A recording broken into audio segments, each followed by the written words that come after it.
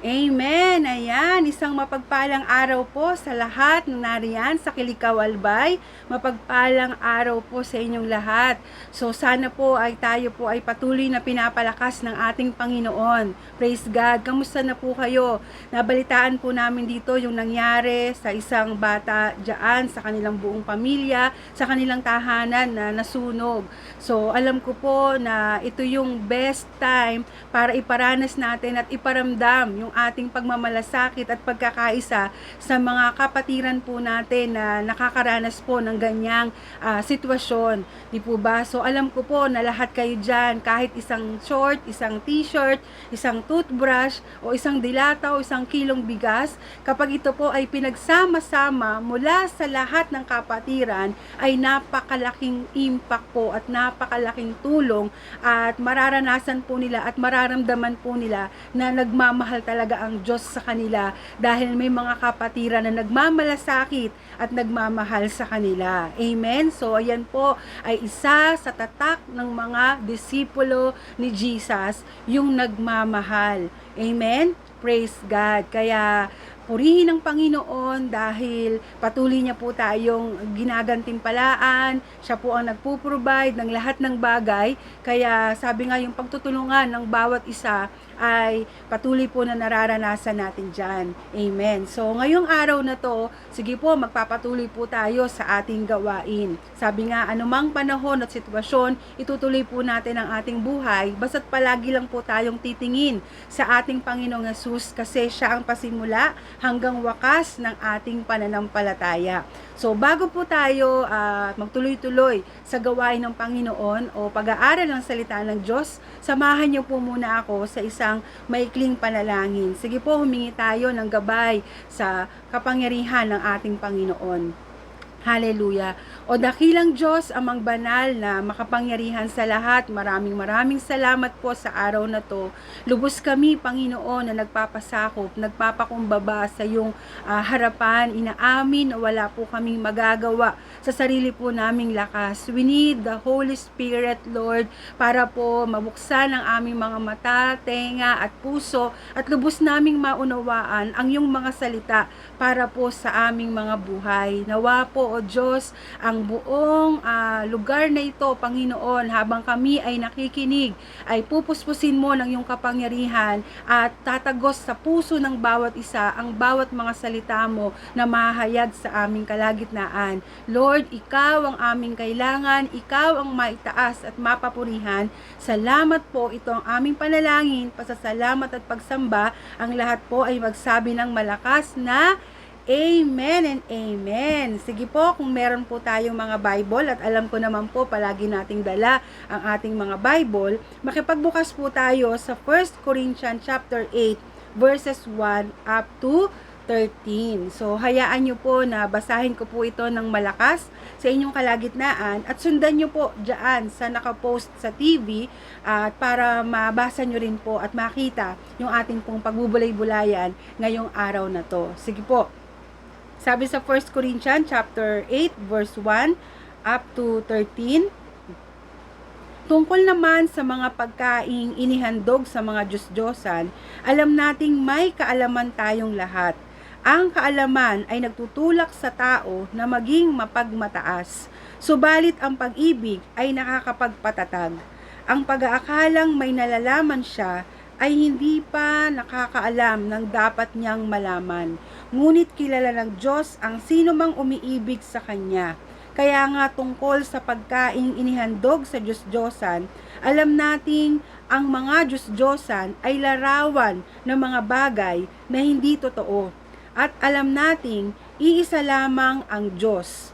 Kahit na may tinatawag na mga Diyos sa langit at sa lupa, at mga tinatawag na mga Diyos at mga Panginoon ay marami, subalit para sa atin ay iisa lamang ang Diyos, ang Ama na lumikha ng lahat ng bagay at tayo'y nabubuhay para sa Kanya. Iisa ang Panginoon, si Jesucristo, at sa pamamagitan niya ay nilikha ang lahat ng bagay at sa pamamagitan din niya ay nabubuhay tayo. Subalit, hindi lahat ay nakakaalam nito. May mga taong nasanay na sa pagsamba sa mga Diyos-Diyosan noong una. Kaya't hanggang ngayon, kapag kumakain sila ng ganoong pagkain, inaakala pa rin nila na iyon ay handog sa Diyos-Diyosan. Dahil kulang pa ang kanilang kaalaman, ang akala nila ay nagkasala sila kapag kumain sila niyon. Ang pagkain ay walang kinalaman sa katayuan natin sa harap ng Diyos. Walang mawawala sa atin kung hindi tayo kumain ng ganoong pagkain at wala ring mabuting o kabutihang maidudulot sa atin kung kumain man tayo niyan. Ngunit mag-ingat kayo, baka ang paggamit ninyo ng kalayaang kumain ng anumang pagkain ay maging sanhi ng pagkakasala ng mahihina pa sa pananampalataya. Kung ikaw na may sapat na kaalaman ay kumakain sa loob ng templo ng mga Diyos-Diyosan at makita ka ng mga mahina pa sa pananampalataya, hindi kaya siya mabuyong kumain yon kahit inihandog sa Diyos-Diyosan dahil sa inaakala mong kaalaman ay napapahamak ang iyong mahinang kapatid na tinubos din ng kamatayan ni Kristo. Sa ganoong paraan, nagkakasala kayo kay Kristo dahil sa itinulak ninyo sa pagkakasala ang inyong kapatid sa paggawa ng mga bagay na labag sa kanyang budhi. Kaya nga, kung dahil sa pagkain ng karne ay magkakasala ang aking kapatid, hindi na ako kakain niyon upang hindi siya magkasala. Amen. Purihin po ang Panginoon sa pagkabasa ng kanyang mga salita. Ang title po ng ating pag-aaralan ngayong araw na to ay Knowing God and Loving Others. Amen. So, ayan, sa atin pong pagkilala sa ating Panginoon, di po ba, knowing God is a great privilege. No? Napakalaking pribilehiyo po sa atin na tayo ay makakilala sa Panginoon at tayo ay kilala ng ating Diyos. Di po ba sa atin bilang mga tao, kapag meron po tayong mga nakakasalamuhang mga importanteng tao, mga sikat na tao, halimbawa celebrities o di man mga sikat na mga icon na tao, di po ba marami sa mga tao nahihikayat sila na magpa-picture, 'di ba? Tapos kapag nakapagpa-picture sila sa mga sikat na taong ito o sa mga importanteng tao na ito, pinopost nila sa Facebook o di man sa Instagram para ipakita sa lahat na nagkaroon sila ng encounter o nakasama nila yung mga importanteng tao na kagaya nito. So, sa buhay po natin, 'di ba? How much more sa ating Panginoong Hesus, sa ating Diyos na buhay. Dapat po mas maging proud tayo, dapat po mas maging masaya tayo na maipangalandakan o maipakita sa buong mundo na ang Diyos na sinasamba natin ay kilala natin at kilala din po tayo. Amen po ba? Kasi si Lord, siya yung maker ng lahat ng bagay sa ibabaw ng mundo. Siya po ang may-ari ng lahat ng ito, di ba? Siya ang may-ari ng universe, siya po ang sansinukob, siya po ang lumikha. Kaya dapat po sa buhay po natin, mas proud po tayo na tayo ay nakakilala sa Panginoon. Huwag po tayong mahiya na tayo ay born again. Hello? Saan man tayo pumunta, ipahalata po natin na tayo ay Christian. Ipahalata po natin na tayo yung ilaw sa buong mga kapitbahay po natin, sa eskwelahan man o di man sa mga trabaho po na pinapasukan natin. Ano nyo po, naalala ko dati, nung araw, nung kami po ay na-born again. Bata pa po kasi ako nung ako ay nakakilala sa Panginoon, nung niyayayaya na po ako sa church. 12 years old pa lang po ako noon. At naalala ko po, bigla po naming nilayo ang aming sarili sa aming mga kamag-anak. Dahil hindi nga po sila born again. Kahit po sa mga kalaro namin, hindi na po kami nakikipaglaro. Kasi nga hindi sila born again. Kaya naman, sabi nga, parang sineparate po namin ang aming mga sarili sa kanila na kinasama naman po ng loob ng aming mga kamag-anak at ng aming mga kaibigan dahil yung dati naming pakikisalamuha sa kanila, yung dati naming pakikisama sa kanila, yung dati magkakasama kami, magkakalaro kami, nung na-born again kami, totally we separated our lives to them. So, pero sabi nga, hindi naman ibig sabihin na yung mga kaibigan natin o kamag-anak natin ng mga hindi mananampalataya ay gagawin din natin yung mga ginagawa nila dahil hindi nga po yun tama. Pero, sabi pong ganon, papaano po natin sila mawiwin kung ilalayo po natin ang ating mga sarili? Di po ba? Hindi po tama na bigla na lang tayong humiwalay sa kanila. Sa halip po ay abutin pa rin natin sila at ipakita po natin na nagbago na tayo sa ating mga gawa, sa ating mga pag-uugali, kung paano po tayo namumuhay. Kung dati, 'di ba, grabe po tayong maglasing, no? Grabe tayong maglasing ng alak, grabe wala tayong pakundangan, nagsusugal tayo, grabe po yung pag-uugali natin, talagang hindi po mawari kung anong klaseng pag-uugali ang meron tayo. Pero sabi nga nung na born again tayo, ipakita po natin na binago na nga po tayo ng ating Panginoon. Kung dati, ikaw yung number 1 na chismosa, ngayon ang ipinapangaral mo na, hindi na yung buhay ng kapitbahay o ng ibang tao, kundi ang kapangyarihan na ng ating Panginoong Jesucristo. Maaring dati, 'di ba, number 1 na palaaway, palamura, pero ngayon, 'di ba, napakabait na, mahinahon na. Dati mapanghusga, palapintas, pero ngayon palakaibigan na. So yung kaalaman natin sa salita ng Diyos ay nagiging patotoo sa mga taong nakakasalamuha po natin. So napipicture na po sa life natin yung Diyos na sinasamba natin. Hello? Di po ba tayo na ngayon ay nagiging asin at ilaw dito po sa ibabaw ng mundo. So nahahalata na po sa pamamagitan ng ating mga gawa na meron nga po tayong Diyos sa buhay po natin. So ito nga yung ating pag-aaralan, knowing God and loving others. So tingnan natin yung knowing God, kasi the goal of knowledge is love.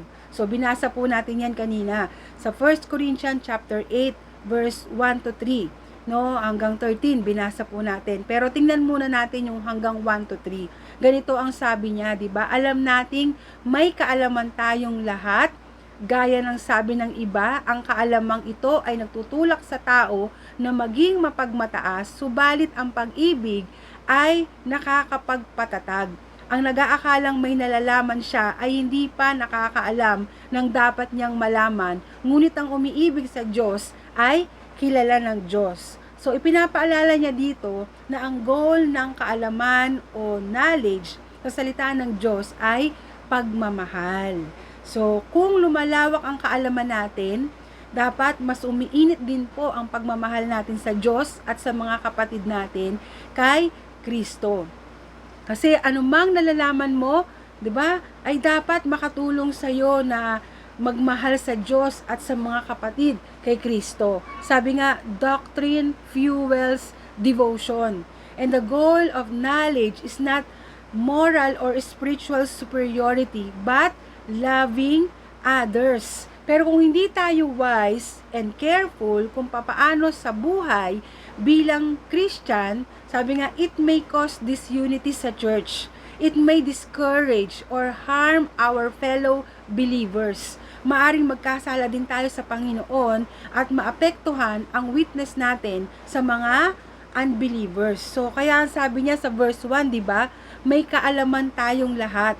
Probably referring to another Corinthian slogan para i-justify yung prideful at unloving actions nila. So, bigyan ko lang po ng konting background, no, yung binasa po natin sa 1 Corinthians chapter 8 verse 1 to 13.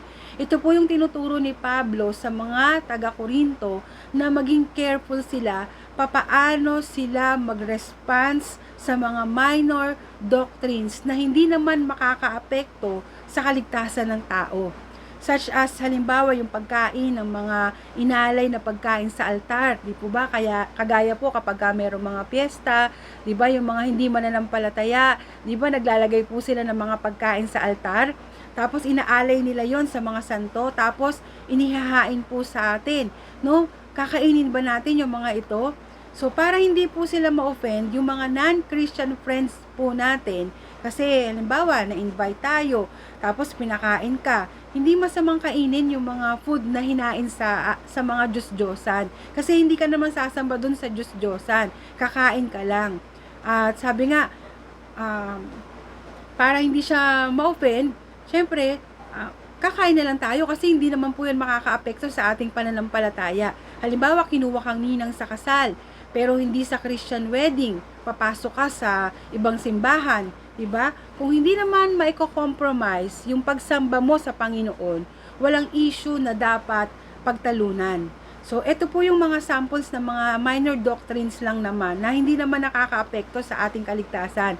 Kung ikaka-stumble po ng kumari mo, ng kumpare mo, okay, yung pagtanggi mo.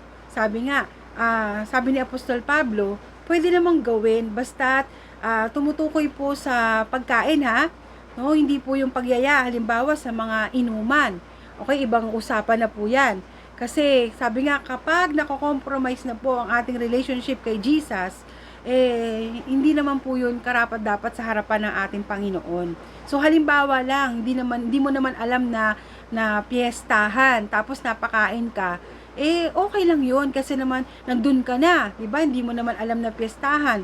Tapos sasabihin mo, ay, ayoko niyan kasi hindi natin pwede sabihin na, ay, ayoko kainin yan kasi hinandog yan sa mga Diyos-Diyosan. Syempre, ma-open naman po yung mga tao na naghain sa atin. Tumahimik na lang po tayo at kung hindi naman yun makakaapekto sa ating kaligtasan dahil hindi naman tayo sumasamba dun sa mga Diyos-Diyosan di po ba? At ang ibig ko lang pong sabihin dito, hanggat hindi naman makakapagbigay ng bad impact, okay, sa buhay po natin, pwede naman natin gawin yon. Wag lang yung, sabi nga, kasi niyayaya tayo makipag-inuman para wag lang masaktan si kumpare o si kumare. Ay, baka kasi masaktan siya, sasamahan ko na lang siya. So, hindi naman po yun. So, alam naman natin kasi na hindi mabuti sa katawan ng tao ang pag-inom ng alak. Kaya, pwede naman talaga nating tanggihan ang mga bagay na yan. So, kaya palagi tayong tinuturuan kung paano tayo mabuhay na matalino, kasama po yung mga tao na hindi pa po mananampalataya sa Panginoon. 'Di ba? So, kailangan maging maingat po tayo. Minsan nga nakakapagtaka, 'di ba, na may mga Kristiyano ang dami-dami na pong alam sa Bible, pero nakikipag-compromise pa sa mga bagay na kinakahumalingan ng mundo. But dito po sa verse 1, nire-remind po tayo ni Apostol Pablo na ang nagiging resulta nitong kaalaman natin sa kanila ay kayabangan. Okay, nagiging mapagmataas sila. So, siyempre, hindi naman po tayo nag-aaral ng salita ng Diyos, hindi naman po tayo natututo ng mga salita niya, dumadami ang memory verse natin para tayo ay magyabang, 'di ba? Hindi naman po pwedeng tayo na lang ang matuwid na lang ang sa tingin natin ay ating mga sarili, 'di ba? Tayo na lang lagi yung mabait, tayo na lang lagi yung bida. So hindi po pwedeng nagyayabang po tayo. Hindi po tayo po pwedeng dahil maalam na tayo, nakikipagdebate tayo o nakikipagtalo tayo para masabi lang na marami na tayong alam sa Bible. Kasi kapag ganito, 'di ba? So, para lang pong lobo na pinupuno ng hangin o lumalaki ang ulo, ay hindi po yun kalugod-lugod sa harapan ng ating Panginoon. Kasi dito po sa chapter 1 o sa verse 1, pride na po yung tinutumbok ni Paul. Okay, hindi tayo dapat arrogante sa buhay. Hindi dapat feeling superior tayo sa iba na tayo po ay nasa highest level dahil marami na tayong alam, tapos sila na mga bata pa lang o walang alam pa sa salita ng Diyos ay nasa lower level. So ayaw ng Diyos na ilagay natin ang ating sarili sa pinakamataas na katayuan kesa sa iba. Okay? So ano po yung halimbawa nito? Kailangan sa mga kwentuhan po natin, hindi po naka-highlights yung kasiraan ng iba. Dapat ang hina-highlights po natin lagi sa kwentuhan, sa umpukan, ay ang kapangyarihan, ang kabutihan ng Panginoong Hesukristo. So, palagi po natin isentro kay Jesus ang lahat. Kasi siya yung magaling Si Kristo po yung makapangyarihan at dapat lang po na napapapurihan. So, knowledge is not the end goal, but love is the end goal. So, nag-aaral tayo ng Word of God para mas maging loving, okay, sa ating Diyos at ganun din po sa ating mga kapwa. Sabi nga, subalit ang pag-ibig ay nakakapagpatatag, but love builds up, sabi sa English. Kumbaga sa isang bahay na you're building, sabi nga, inaayos mo pa, pinapatibay mo pa, hindi tayo yung sumisira, lalo na sa mga bata pa sa pananampalataya.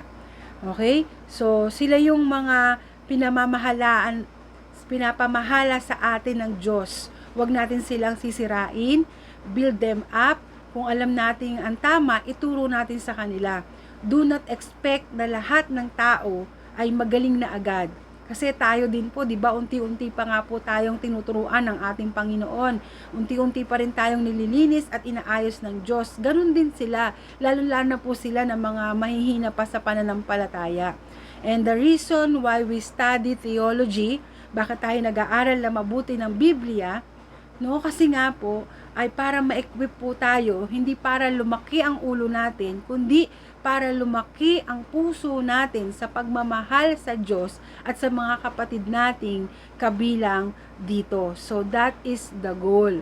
Sabi nga, 'di ba, ng 1 Corinthians chapter 13 verse 2 tsaka 8, kung nasa akin man ang lahat ng kaalaman, ngunit wala naman akong pag-ibig, wala akong kabulihan. Lilipas ang kaalaman, ngunit ang pag-ibig ay walang katapusan. Diba? Sabi yan sa 1 Corinthians chapter 13, verse 2 tsaka sa 8. So, walang kabuluhan ang kaalamang wala namang bungang pagmamahal. Kaya sabi sa verse 2, ang nag-aakalang may nalalaman siya ay hindi pa nakakaalam ng dapat niyang malaman. So, nasa utak lang po natin yon. No, napupuno lang po tayo ng kaalaman. Pero kapag hindi po natin na i-apply, hindi pa talaga tayo natututo kahit marami na tayong alam na mga tamang katuruan sa Biblia, kung di naman tayo natututong magmahal ng iba at iniisip ang kapakanan ng iba higit sa ating sarili, sabi nga lahat daw po yun ay nasa utak lang natin at kinakailangan matutunan natin itong i-apply sa pamamagitan ng pagmamahal sa ating kapwa. Kasi ang totoong kilala ang Diyos, pinapakilala din nila ang Diyos sa iba. So, hindi po yan dapat nahihinto sa atin. Dapat ipinapahayag din po natin ang Diyos. Pinapamalita natin ang kapangyarihan ng Panginoon na siyang tagapagligtas. At hinahakbangan at ginagawa natin yung mga natututunan po natin. So, di ba, ano ang gagawin mo kung ikaw lang yung nakakaalam nung gamot sa isang napakalubhang sakit na nakamamatay? Di po ba? Siyempre, hindi natin sosoluhin yun. Ipapamahagi po natin sa iba. Hello? Diba? Kaya ang tanong, kilala ba talaga natin si Lord? Ano kaya ang ating ginagawa bilang mananampalataya? Nagtatago ba tayo? Diba? Hindi ba natin pinapahalata sa iba na Kristiyano tayo? So, kailangan po ay, sabi nga, bilang nakakilala sa Panginoon, dahil alam naman po natin kung ano talaga ang gusto ng Lord, di po ba? Through prayer and word of God, sinasabi po ng Panginoon kung ano talaga ang plano niya, ang gusto niya, kaya hindi naman po ito secret sa atin. So, if love of self is not decreasing, no, pag palaging tayo pa rin yung importante, tayo pa rin yung mahalaga, sabi nga, if you are not growing in loving others, yun po, sabi nga, kaalaman lang, pero wala pa rin tayong natutunan kasi nga, hindi pa natin ina-apply sa pamamagitan ng pagmamahal o pagmamalasakit sa pag-abot din para sa ibang tao. So, habang nakikilala natin ang Diyos, mas nakikita natin na si Lord lang talaga ang kailangan ng tao araw-araw. So, ang makilala at mahalin ng Diyos, ito po yung pinakamahalaga sa lahat. Sabi ng 1 Corinthians 13:12, bahagya lamang ang nalalaman ko ngayon, ngunit darating ang araw na malulubos ang kaalamang ito, tulad ng lubos na pagkakilala niya sa akin. So, we love God and others because He first loved us. Kaya para labanan ang pride at self-centeredness sa heart natin in dealing with different issues, we need God-centered perspective. We need gospel motivations. Yung gospel po kailangang itanim natin, hindi lamang po sa isip natin, kundi ibaon ng malalim sa puso po natin. Hello? So, tandaan po natin, the end goal, hindi po para madami lang tayong matutunan. Hindi po para tayo ay mapuspos lang. Hindi po para tayo ay masiyahan lang. Hindi po para sa atin lang. Dapat yung pagkakilala sa Diyos, na e-extend po natin ito sa iba, no? Loving others, building up a brother. So sabi po ni Paul, mag-ingat kayo, it's not about your right, Ngayon pa naman, di po ba usong-usong pinag-uusapan yung tungkol sa rights o karapatan. Pero bago mo gawin yung karapatan mo, pag-isipan mo muna. Pause and reflect. Isipin mo muna kung ano ang epekto ng gagawin mo sa iba. Yung karapatan natin, hindi po yan boundless. May boundaries po yan. Okay, yung karapatan natin, bounded by love. Minsan iniisip lang natin na wala namang masama sa ginagawa natin. Pero iniisip rin ba natin kung papaano ito makakabuti sa iba? No, in a way, yung tama po yung four-way test ng Rotary Club. Kasi sabi po doon, no, sabi niya, is it the truth? Is it fair to all concerned? Will it build goodwill and better friendship? Is it beneficial to all concerned? No? Maganda po 'yan. Pero mas maganda itong guidelines na binibigay ni Paul sa salita ng Diyos. Bilang mga mananampalataya, ask yourself these two questions before you do anything na within your right to do. Oo, sabi, hindi naman masama, pero tanong mo sa sarili mo, will it make my brother stumble? So, ginamit niya yung salitang stumbling block. Sabi ng 1 Corinthians 8-9, ngunit mag-ingat kayo, baka ang paggamit ninyo ng kalayaang kumain ng anumang pagkain ay maging sanhi ng pagkakasala ng mahina pa sa pananampalataya. Sabi ng verse 13, kaya nga kung dahil sa pagkain ng karne ay magkakasala ang aking kapatid, hindi na ako kakain niyon upang hindi siya magkasala. So sabi diyan, 'di ba, yung verse 13 and 13 na binasa natin, 9 and 13, no?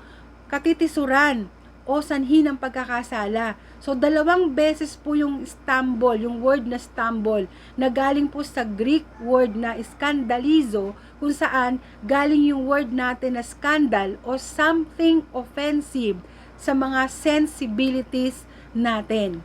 So tandaan po natin, we are on faith journey. Meron pong destinasyon ang Diyos para sa atin, and we have a responsibility to one another para tulungan yung bawat isa. Okay? Kaya kung gagawin natin, sa halip na tulungan sila, madadapa pa sila, masusugatan pa sila, mahihirapan pang bumangon, tayo pa ang tumatalisod sa kanila. Hello? Tayo po na marami ng alam. Tayo po na sinasabi natin, we know God. Tayo po na dinideclare natin, we are born again Christian. Tayo po sinasabi natin na we are Christians. Dapat po, maging maingat tayo sa mga desisyon po natin, sa mga pagsasalita po natin, sa mga bagay na inaalaw natin o pinapayagan nating mangyari within ourselves, within our boundaries. Kasi pwede po tayong maging katitisuran ng mga tao na nakapalibot sa atin. Hello? No? Alam naman po natin na yung mga baby pa lang, madali po yang matisod. Yung mga mature Christian, hindi na po yan basta-basta natitisod, no? Sila po yung, sabi nga, kapag hindi na madaling matisod, sign of maturity yan. Kasi marunong na yang umunawa at marunong na yang manalangin sa mga kapatid na nanghihina.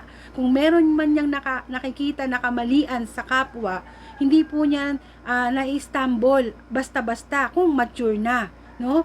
Pero kapag mahina pa sa pananampalataya, akala natin nakakatulong tayo sa kanila, pero hindi natin alam, tayo pa pala yung nagiging instrumento para sila ay ma-stumble o matisod o maghinto na sa pananampalataya. So, sabi nga, kung tayo po ay mga matured na, syempre dapat maging mas maingat tayo. Hello, sabihin mo nga sa katabi mo, mag-ingat ka. No, mag-ingat po tayo on how we live. Mag-ingat tayo kung paano tayo mabuhay, kung paano tayo mag-celebrate sa buhay natin. 'Di ba? Meron po mga katwiran na ganito. Naku, kahit wala naman ako sa church, tutuloy pa rin naman ang gawain eh. No, kahit late ako, kikilos pa rin naman ang Diyos. Tama yung alam mo. Palaging makapangyarihan ng Diyos, kikilos talaga ang Panginoon kahit wala tayo. No? Pero para sa mga mahihina, sinusugatan mo sila. Bilang modelo ng tamang pagsamba, kinakailangan bilang mga matatanda na, ipakita ang tama dahil sinusundan tayo ng mga bata pa sa pananampalataya. Lalo na po kapag pinpointed tayo na leader, modelo tayo ng tamang pagsamba at pag-uugali, nanay ka, tatay ka, susundan lang tayo ng ating mga anak, no? Katwiran na din ng mga bago pa lang sa pananampalataya, ay, okay lang naman palang malate, okay lang naman pala na pa-absent, okay lang pala yung painom-inom ng alak, wala naman palang pagkakaiba, no? Kaya tatanungin daw natin sa ating sarili, sa mga ginagawa natin, will it encourage, no? Will it build up my brother? Makakapagpalakas ba to ng kanyang pananampalataya? So, maaring walang masamang epekto yung ginagawa natin, but we need to ask the question, makakatulong ba ito sa iba? Hello? Yung mga point niya sa verse 10, will it encourage? No, sabi nga, same root ng ginamit niya sa verse 1, na love builds up. Ang gusto ni Lord, we build each other up. Wala tayong dapat gawin na ikakasira o ikakapahamak ng kapatid natin. Hello? Ano ang magiging epekto if we act in unloving ways to our brothers and sisters? Yung word na ikakapahamak sa verse 11, in the other context ay referring to eternal destruction in hell. So, hindi naman ganito sa ganitong context, pero we need to take this seriously. Meron tayong mga members na wala na ngayon kasi hindi tayo naging maingat sa salita o gawa natin sa kanila. But ako po, guilty rin po ako dito dati. Ganun din po ako, hindi ako maingat magsalita. Basta alam ko na ako ay tama, dire-diretso din po ako sa pagsasalita kahit masaktan na po ang iba. Pero hindi po helpful.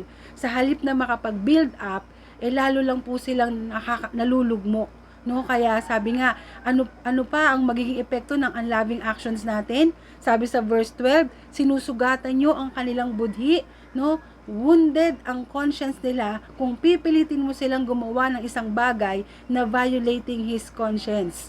'Di ba? Halimbawa na lang po, yung issue ng pag-inom ng red wine, 'di ba? Parang okay naman ito kasi good for the heart. Pero kapag nag-inuman yung mga leaders, tapos pinost mo pa sa social media na nagiinom ka ng red wine, ang interpretation po ng iba dito ay okay lang palang mag-inuman kapag may okasyon. 'Di ba? Kaya sila, bibili rin ng mga Red Horse, ng mga Sanmig, di po ba? Especially the kids, hindi nila magigets ang actions natin. Iisipin nila, okay lang pala mag-inom, no? Kasama yung mga classmates nila. So, again, mga nanay, mga tatay, mag-ingat po tayo. Huwag po natin silang lituhin, huwag po natin silang sasaktan. Hello? Huwag po tayong magiging sanhi ng katitisuran ng iba. We are supposed to be a healing community. We don't hurt each other. At kung gawin natin yon, nagkakasala po tayo sa kanila, we are to love one another. At kung nagkakasala po tayo sa ating mga kapatid, nagkakasala din po tayo kay Kristo. Bakit? Kasi we are not acting in a loving ways na dapat consistent po sa gospel. Kasi sabi nga, we have a Savior na mula sa langit, bumaba dito sa lupa. Pwede naman niyang hindi gawin yon. Pero ginawa niya na parito siya hindi para paglingkuran, kundi para maglingkod para sa ating lahat. Ibinigay niya ang kanyang buhay para sa ating kaligtasan. Di po ba? At kaya kung nangingibabaw sa atin yung, karapatan ko naman to. Di ba? Gagawin ko kung anong gusto ko. Do we really believe the gospel? No? Sabi nga, bakit hindi natin gawin yung tulad ng sakripisyo ni Kristo alang-alang sa mga kapatid natin? Hindi naman natin ikamamatay yung mga little sacrifices na dapat natin gawin . Halimbawa, di po ba, hindi na tayo iinom ng mga alcoholic beverages para makita na ay talagang nagbago na talaga to. Noong hindi na tayo kakain ng mga baboy, kung meron tayong mga nakakasamang mga bagong convert na mga Muslim, kasi pwede po yun, no? Para lang hindi sila matisod. No, hindi na ako magsusuot ng maikling damit para hindi na ma-distract yung mga conservative na mga kapatiran. Kasi kung bagay, hindi naman nila halimbawa kultura ang nagsusuot ng maiksing damit, wag na natin gawin yung mga bagay na ikakatisod ng ating kapwa. isipin natin yung pwede nating gawin kahit maliit lang na bagay para maging good model po tayo and encouragement para sa iba. Kung halimbawa mga youth leader, no, magtitiis na lang tayo na ay hindi muna ako papasok sa relationship para lahat ng mga estudyante ay wag din silang matukso na pumasok sa mga relationship habang nag-aaral pa.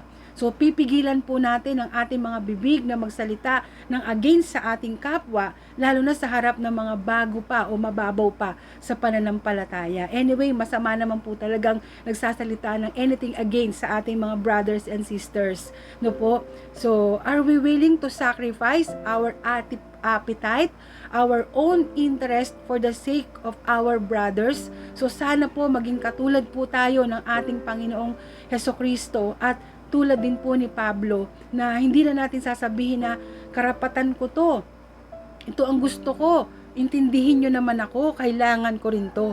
So tulad ng sabi ni Paul, yung resolution niya, hindi na ako kakakain ng karne dahil sabi nga not for dietary reasons but because this was an act of love.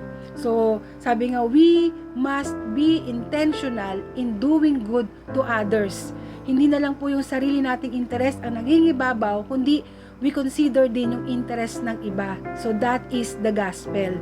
So instead of asking ourselves yung question na may masama ba dito? 'Di ba? Dapat tatanungin din po natin ang sarili natin, makakabuti ba to para sa iba? Kasi sanay po tayo sa simula pa, pagkabata po natin, 'di ba, nakatutok na tayo sa sarili natin as if life is all about us, but we need to ask, makaka-stumble ba to sa iba? So, makaka-encourage ba to? So, the gospel helps us move out of our self-centeredness. So, kapatid, ano po ang ginagawa mo ngayon na nakaka-stumble sa iba? Baka meron pa po tayong hindi sinusuko sa Panginoon.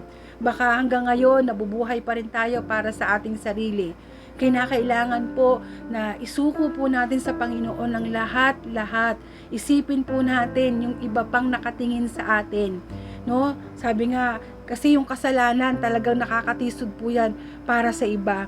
Pero baka sinasabi mo na wala naman akong ginagawa na makakasama sa iba. So baka yun nga po yung problema. Baka dahil wala nga po tayong ginagawa. No, sabi nga, we are members of the church. We have responsibility to help one another. No, paano po tayo tutulong sa iba? Kung ano man yung meron sa atin ngayon, pwedeng pera, pwedeng panalangin, pwedeng pagdalaw sa mga kapatiran. Kasi yun ang ibig sabihin ng pagiging member ng church. Meron tayong gagawin para lumago din sa pananampalataya ang iba. So, ano ang ginagawa mo? So, pag-isipan po nating mabuti ang mga bagay na to. Ask God through prayer and through meditating God's word, no, na masagot yung tanong na, Lord, ano ba ang dapat kong gawin? Kasi meron po tayong dapat gawin at meron po tayong ginagawa. Hello? Ano po yung dapat nating gawin? Kinakailangan na po nating tayuan. Okay? Yung mga gampanin na mag-alaga sa bawat isa. Tandaan po natin, paulit-ulit na binabanggit sa atin, hindi malilimitahan ang kapangyarihan ng Diyos na gamitin ang kahit sino basta tayo po ay willing na maging channel o instrument of blessings para sa gawain ng ating Panginoon. So, wag na po tayong lumingon sa kaliwa o sa kanan po natin. No, tingnan po natin ang ating sarili. Tanungin po natin ang ating sarili, ano ang dapat kong gawin para mapalakas ang aking kapwa mananampalataya. So, sige po, tayo ay umukod at tayo ay manalangin. O dakilang Diyos, amang banal na makapangyarihan sa lahat, maraming salamat po sa araw na to. Salamat dahil ikaw ang palaging may plano. Salamat dahil ikaw ang pinakamakapangyarihan sa lahat at ang mga salita mo ay makapangyarihan na tatagos, mangungusap, magsasalita sa puso ng bawat isa. Habang nakikilala ka namin, habang naririnig namin ang mga salita mo, hindi po ito mahinto sa amin lang dahil ang tunay na epekto ng pagkilala sa iyo, O Diyos, ang tunay na epekto ng pagkakaroon ng encounter sa iyo, Panginoong Hesus, ay kaya na rin po naming abutin ang iba, kaya na na rin po naming mahalin ang iba at kaya na po naming magsilbing ilaw, asin sa mga taong nakapalibot po sa amin. Siyasatin mo po ang aming mga puso kung may nakikita ka pa pong batik ng karumihan at mga kasalanan, mga ginagawa namin para sa sarili lang po namin, patawarin mo po kami. Palagi mo pong ipaalala sa amin, Lord, na makakatulong ba to magpalakas ng pananampalataya ng iba bago po kami magsalita, bago po kami gumawa, bago po kami magdesisyon, Panginoon. Lord, isipin din po namin yung mga taong nakapalibot sa amin kung ito ba ay makakatulong sa paglago ng kanilang pananampalataya. Lord, wag lang kaming mabuhay para sa sarili namin, kundi mabuhay kami na sumusunod sa kalooban mo, sa gusto mo, Panginoon, na abutin din ang maraming tao, O God. Hallelujah, sa lugar na aming nasasakupan. Panginoong Jesus, salamat po sa iyong mayamang grasya, biyaya, kalakasan na ibinubuhos sa mga oras na to. Lahat na nagtitiwala sa iyo at nagsusuko ng kanilang mga sarili sa iyo, Panginoong Jesus, kayo na po ang bahalang magbalik ng iba yung pagpapala, kalakasan, karunungan, katatagan. Salamat po, O Diyos, pagpalain niyo po sila. Salamat, O Lord God, dahil pinili at tinawag mo kami, patuloy kang maparangalan sa aming mga buhay. Ito po ang aming panalangin, pasasalamat at pagsamba. In Jesus' mighty name we pray. Amen and amen. Ayan, praise God po and glory to God.